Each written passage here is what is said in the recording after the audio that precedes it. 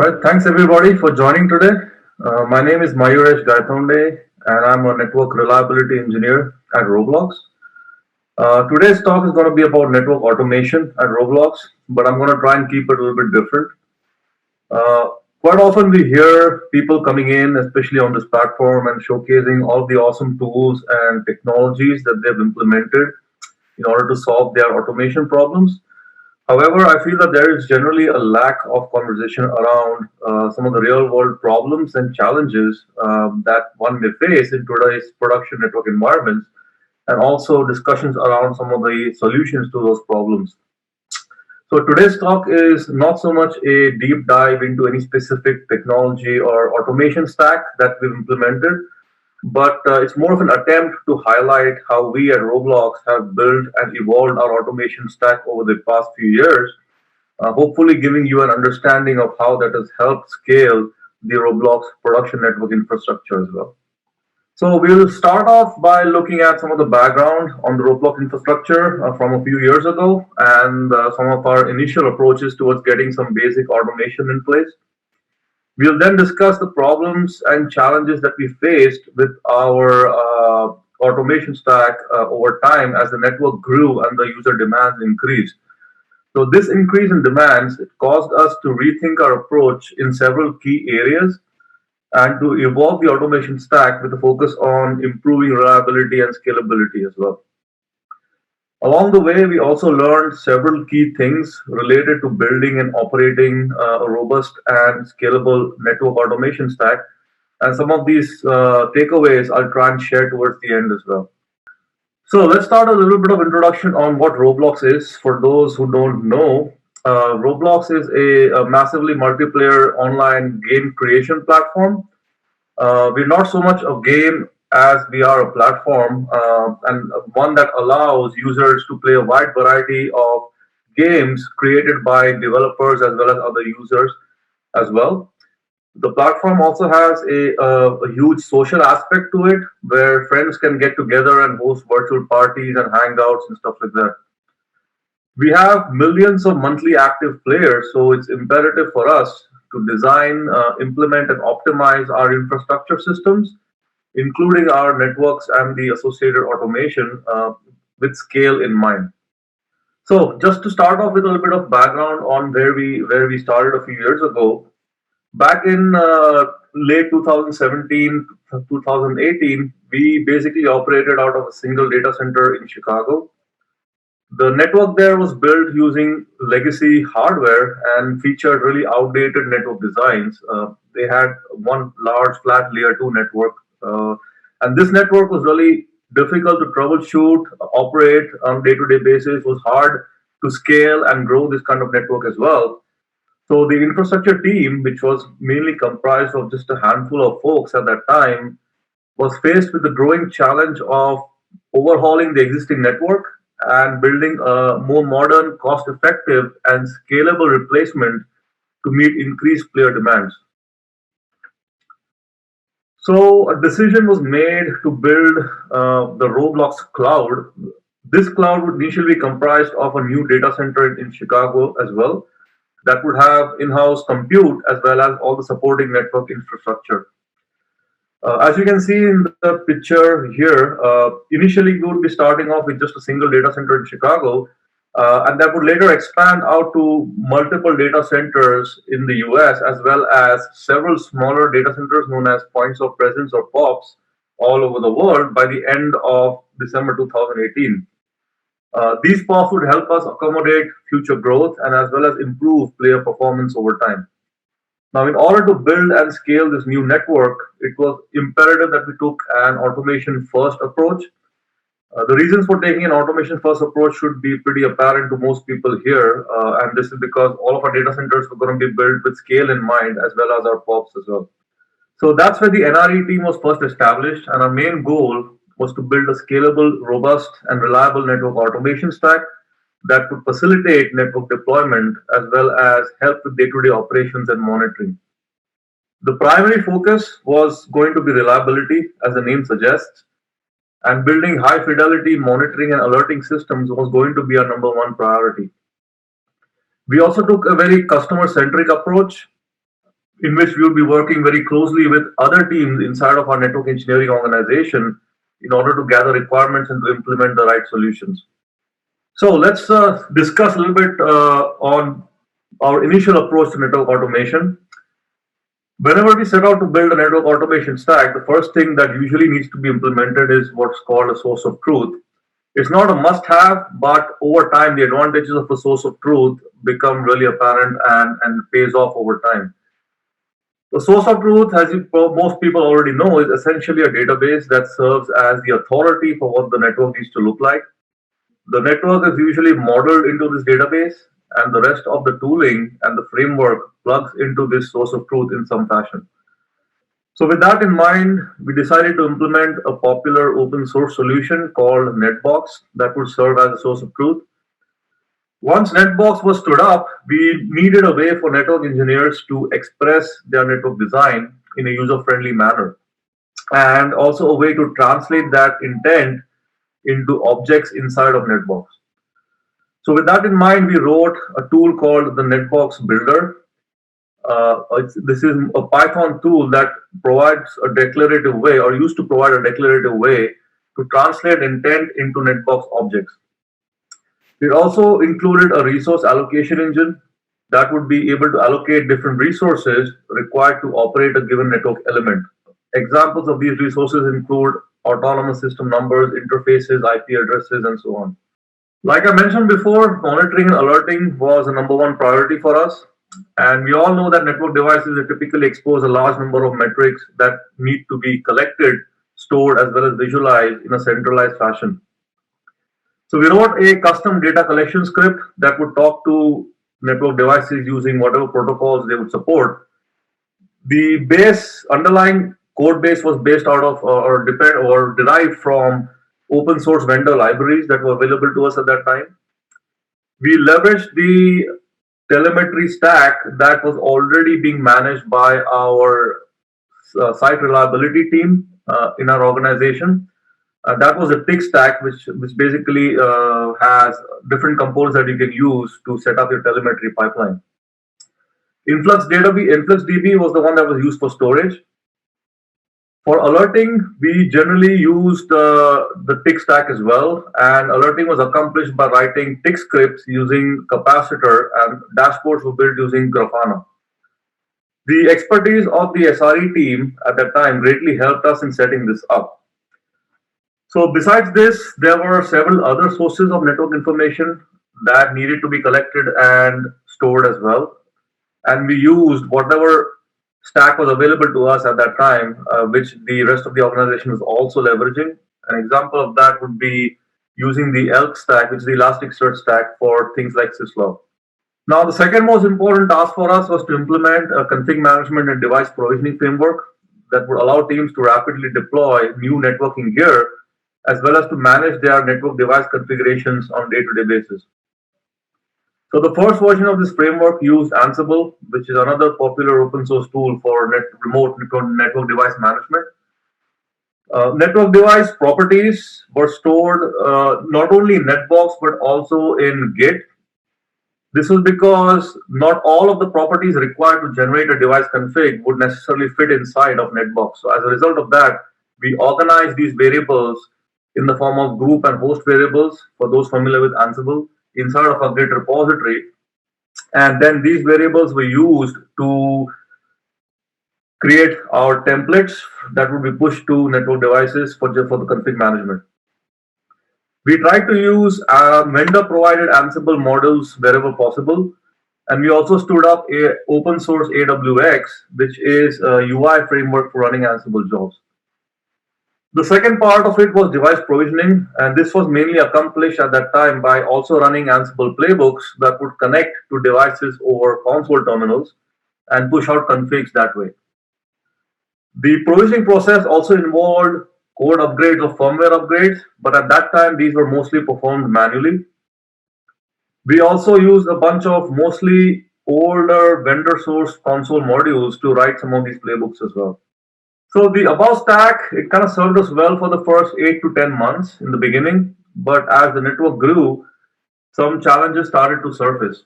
The biggest challenge at that time for us was the limited resources we had, not just in our own team, but also in some of the other pods inside of NetEng, such as the operations team, for example. So this meant that not only did we need to maintain our own code, but also help streamline the workflows of some of these other teams by making them more resource efficient. So majority of our time was spent in keeping the lights on, which meant fixing bugs and fighting other scalability issues in order to ensure that automation was not the blocker for scaling the network. So at that point, we decided to get together and to rethink the entire network automation stack, which was to overcome the existing challenges, some of which I'll be outlining next, as well as to enable other teams to self-serve some of their basic needs as much as possible. So let's look at some of the issues we faced with our beginning stack at that time. The first challenge we faced was with Netbox itself. So all of our monitoring and config management tooling was extracting info from Netbox using its basic REST APIs. The API itself has limited capabilities, and we often found ourselves making multiple different API calls, post-processing and unifying all the data together inside of our tooling, and then passing it over to our templating engine in order to generate device configs. Secondly, as the network grew, the network builder that we wrote also started to show its age. It lacked a proper schema-based validation for expressing network intent, and the code base also lacked any kind of unit tests. Also, as the network grew and several new design revisions were needed to be maintained at that time for a given device role, it led to a large number of different YAML templates and their variations, which made the entire framework really error prone and very hard to manage. So, what did we do to overcome some of these problems? To overcome the Netbox API limitations, we built custom unified APIs that would encompass all of the business logic that was required to generate the appropriate config templates. This was initially maintained as a plugin inside of Netbox itself, but as the number of dependencies grew, we quickly realized that the right approach was to abstract away some of this business logic into its own service that would then talk to Netbox and potentially other backends as well in one direction, and on the southbound side would expose other pertinent APIs for clients and applications to consume. So this led to the creation of what we call the network API, which is basically an overarching gRPC based service that acts as the gateway into the network. Going forward, we are hoping to make the network API the primary way of consuming any and all data about the Roblox production network. On the other hand, we completely rewrote the Netbox builder to release version 2.0. This version includes a schema-based templating engine, which relies on the same protobuf schema that the network API service actually uses. Is a lot more simpler and scalable and manageable than the old one. We also rewrote the resource manager completely, and we added a bunch of different unit tests to cover the entire code base. This network builder 2.0 has been instrumental in helping us build out some of our newer data centers, and that has helped in our explosive growth, especially last year with the pandemic. So the next problem we had was with our config management framework. Over time, we started encountering a lot of problems with our Ansible-based models. We routinely found ourselves having to push out configs to hundreds of devices at once. And at that point, Ansible just would not scale for us, especially during times of network outages when network engineers need to push out a fix as soon as possible to all of these problematic devices. Perhaps the biggest problem was that with just like any other framework, things would break, and Ansible's cryptic internals and error messages, such as the one you see pictured here, it made it really hard for us to debug problems in production, and this ended up slowing us down considerably. The AWX UI was also struggling to keep pace with some of our more complicated workflows and job runs. Many of these workflows have become strategically crucial for us at this point. Secondly, the console-based device provisioning workflows, which were mostly put together as a quick hack, were also very bug-ridden and error-prone. They would only work about half of the times. The code that was powering the console playbooks was also written using the old like pxspec style shell interactions with the device, as you can see pictured here, which made it even more error-prone. The device provisioning process, it also lacked any kind of checks and validations, and this ultimately started impacting the rate at which we could turn up new POPs and new data center pods inside of a production network.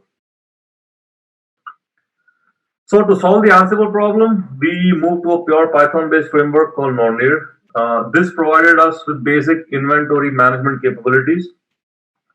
The base functionality for us was not enough, so we expanded on this base and built an entire operational tooling framework on top.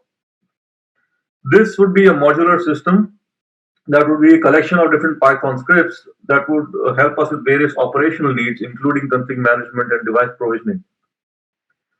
In order to maintain some of the familiar workflows as before, we retained some of the good parts of Ansible, namely the same filtering and variable management capabilities that Ansible provides. For device provisioning, we moved to zero-touch provisioning, which is very similar to Pixie booting. It uses a DHCP-based bootstrapping mechanism for network devices.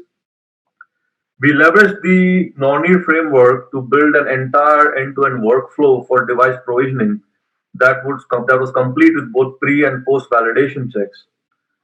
And finally, because the UI-based push button workflows have become so crucial for us in enabling us to move fast, we wrote a job runner system complete with a web UI that allowed running any of the Nornir scripts using a web interface.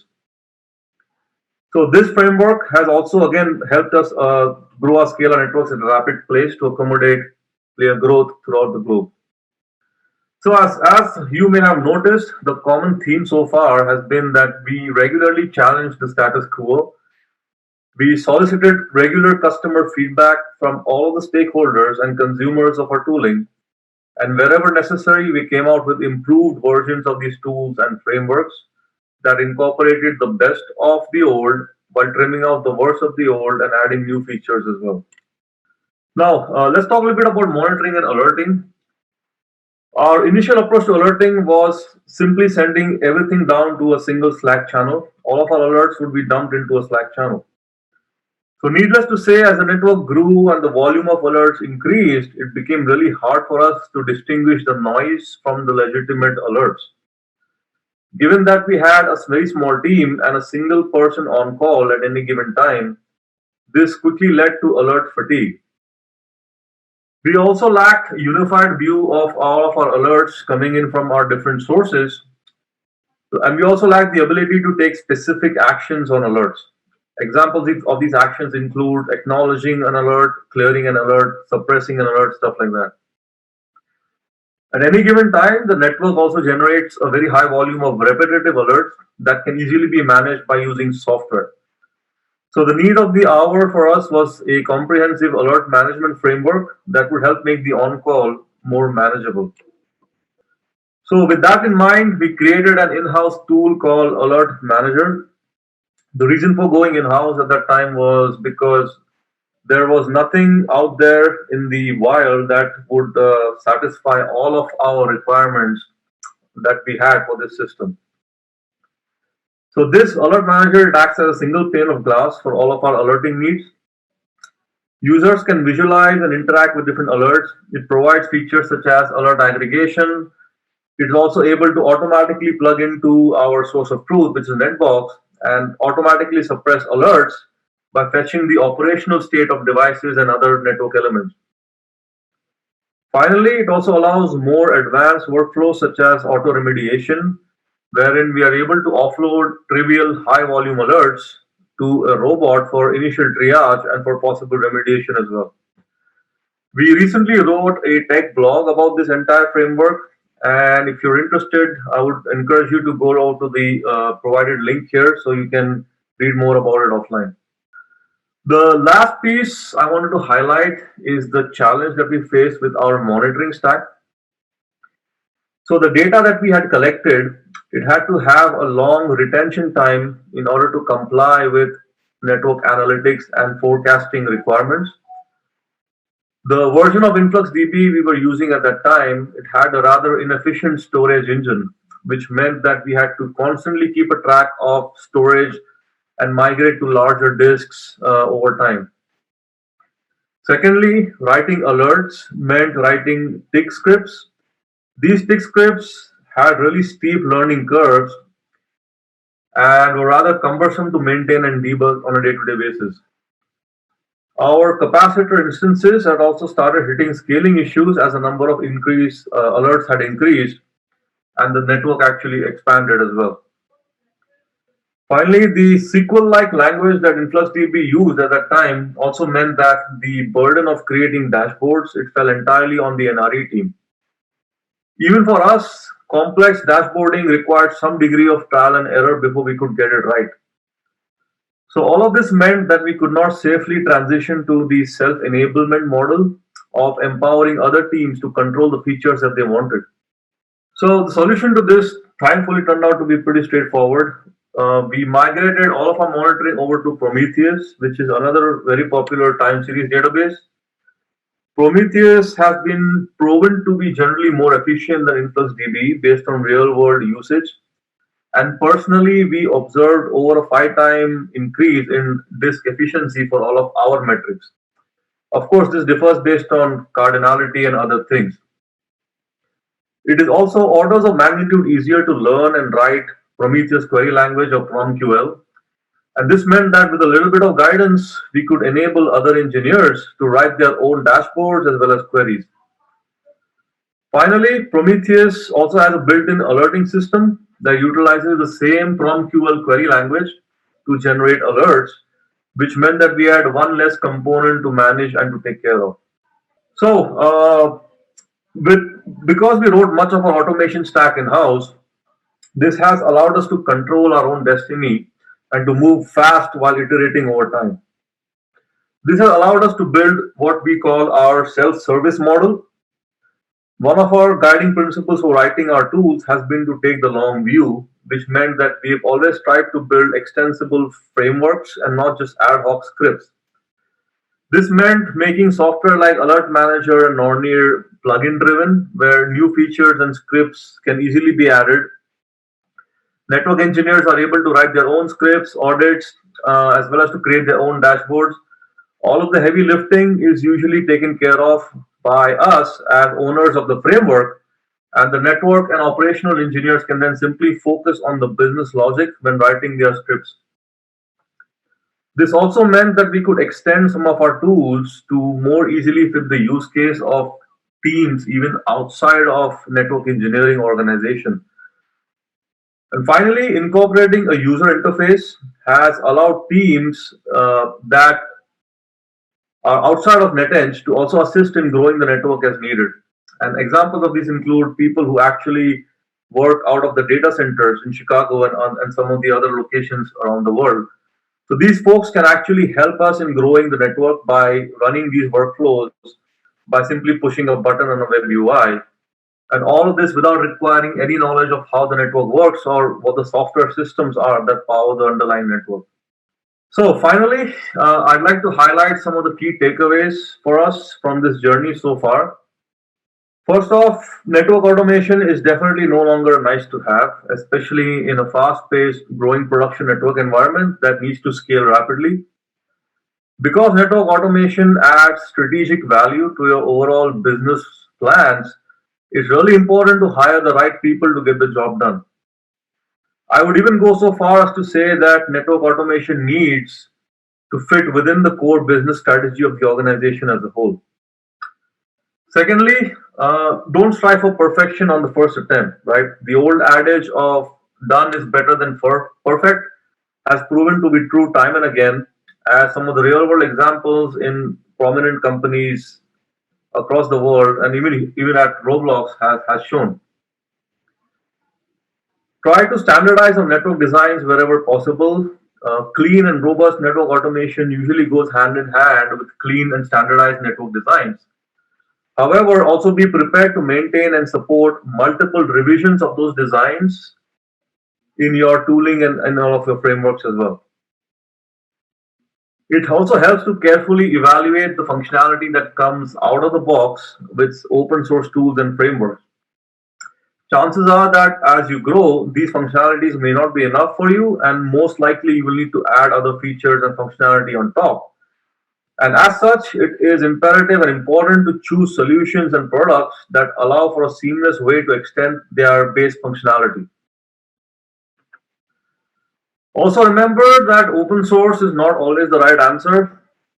Open source has its place, but just because a repository has 10,000 stars on GitHub and serves the needs of others does not necessarily mean that it's going to serve you equally well. Like I mentioned before, it is important to realize what tools and frameworks will add strategic value to the organization, especially over the long run. This means even though your team might run thin on resources, dedicating whatever time is available to those strategic initiatives will definitely pay off in the long run. There are also several different one-stop shop automation solutions that you might come across that may be tempting to adopt. In my personal experience over the years, this is a pitfall that needs to be avoided as much as possible. Not only does this introduce vendor lock-in, but a majority of your time would be spent focusing on what I call adapting your automation needs to fit the tool rather than adapting your tooling to fit your automation needs. If you see the difference there. Of course, if you're really out of options, it's fine to use something off the shelf until such time as when you can grow your team to be able to handle the problem on your own. And finally, it definitely pays to think of network automation as something that enables the production network to grow and scale, which usually means empowering other engineers with tools and frameworks that they need to assist you in that mission of growing and scaling the network. So things like auto remediation and UI-based workflows, they help lighten the operational burden on other engineers, which means that they can now spend more time in helping you grow and scale the network, which is ultimately a win-win for the organization. And that's all I have for today. And I'll be open to questions now if there are any. Thank you. Thank you, Mayuresh. So we have a few questions that have just come in. So let's go through them. First question: does the addition of GraphQL to Netbox in next major release help you, or do you just steam forward with the network API and current API stitching? Yeah, good. Thanks for that question. So for us, the GraphQL addition is definitely a great feature to have because it expands the query capabilities of Netbox. But for us, the overarching external API, it allows us to abstract the business logic and decouple the business logic entirely from the underlying source of truth. So our philosophy generally has been that the source of truth should be nothing but a plain vanilla database with extensible query capabilities, and all of the business logic should totally be abstracted out into its own service.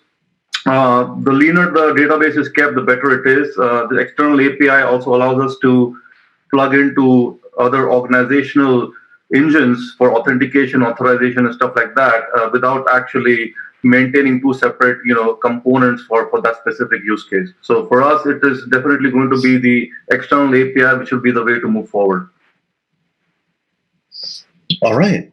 So the next question is which metrics, just for example, were stored in InfluxDB and now moved to Prometheus?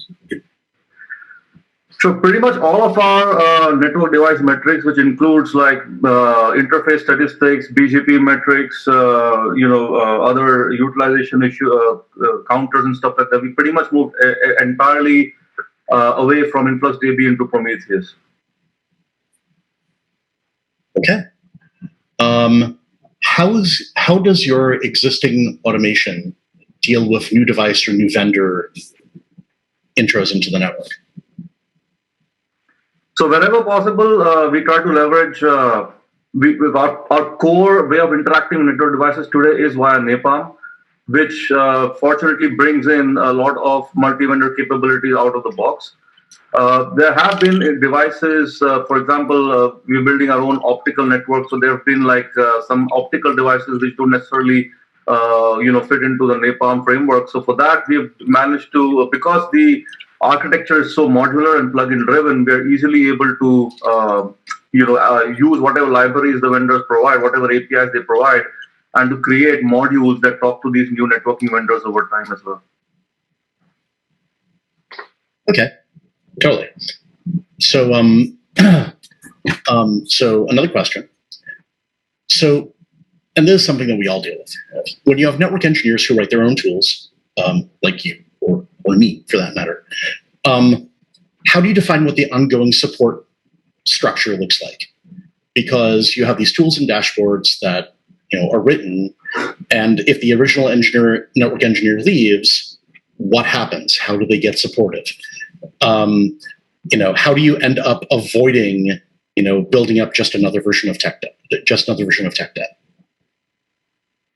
Yeah, that's a great question. And to be honest, we have struggled with that, especially because our team has been, kind of small, and we haven't had the chance to grow the team as much as we would have liked.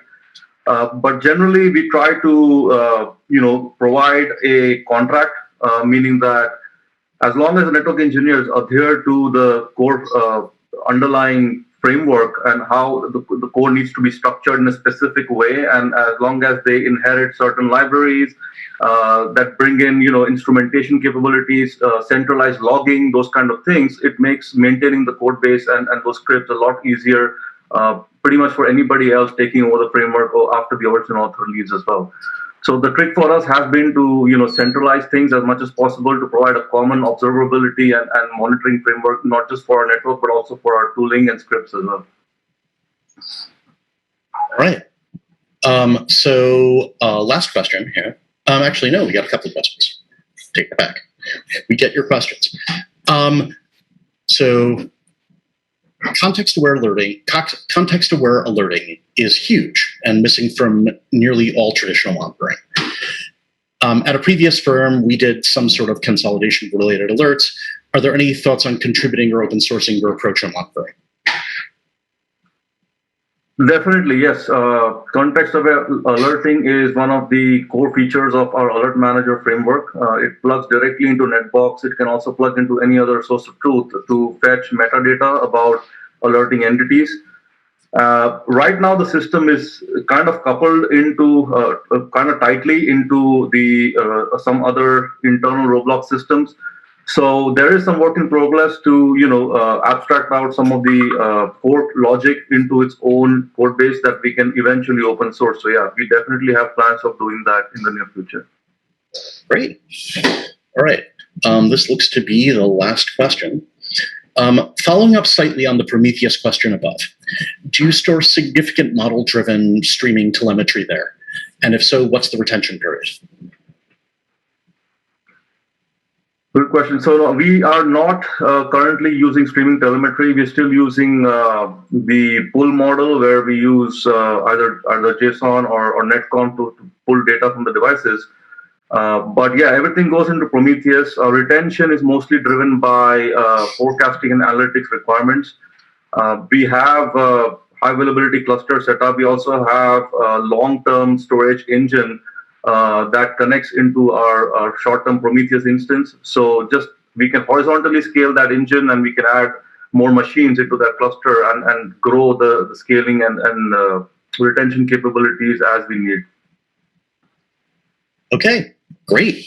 So thank you for your presentation and your time today, Mayuresh.